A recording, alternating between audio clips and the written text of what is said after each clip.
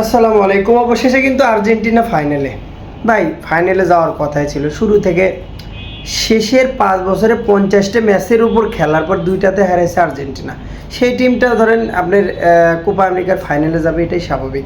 একটাবারও এখন পর্যন্ত যতগুলো ম্যাচ হয়েছে, একটাবারও আপনার কাছে মনে হয়েছে যে আর্জেন্টিনা পিছিয়ে হটিয়ে আছে, আর্জেন্টিনা খেলা থেকে পিছিয়ে আছে? বা হ্যাঁ, মেসি যে পেনাল্টিটা মিস করেছিল ওই ম্যাচটা সামান্য একটু ব্যাকফুটে গিয়েছিল আর্জেন্টিনা, বাট মার্টিনেজ সেটা কিন্তু সেভ করে নিয়েছে। এটা খেলারই অংশ।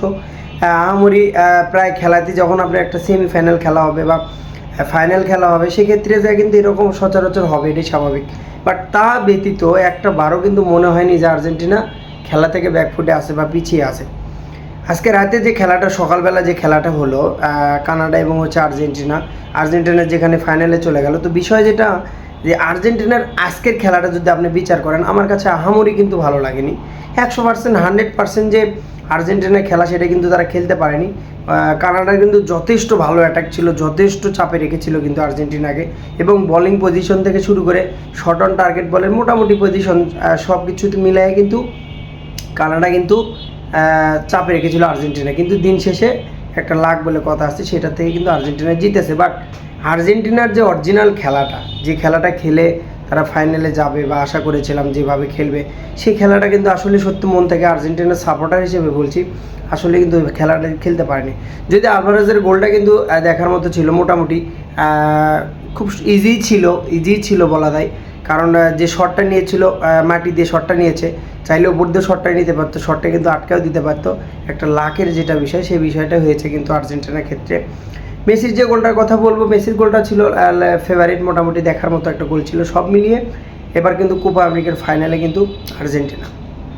সো এবারে কোপাটা যে আর্জেন্টিনা নিচ্ছে, এটাই স্বাভাবিক। অপরদিকে ব্রাজিলের সাপোর্টারদের কথা যদি বলি, তাদেরকে ট্রল করা বন্ধ করুন। কারণ এমন একটা সিচুয়েশন, কালকে ধরেন আমার এলাকাতে এই ট্রল করা নিয়ে, ধরেন এই পক্ষপাতিত্ব করা নিয়ে অনেক ঝগড়াঝাঁটি বা মারামারি এক পর্যায়ে হয়ে গেছে কিন্তু আপন বড় ভাইদের ভিতর।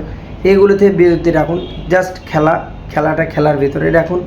যদি আপনার কারোর সাথে ফ্রেন্ডশিপ, বন্ধুত্ব, খুব ভালো ডিপলি সম্পর্ক থাকে, যাকে আপনি লাটতে পারবেন, যাকে আপনি জ্বালাতে পারবেন, দুই একবার জ্বালাতেই পারেন, মজা করতে পারেন, বাট এটা সিরিয়াসনেস নিয়ে দেবেন না, ফ্যামিলি ইস্যু বানাবেন না, কখনোই না।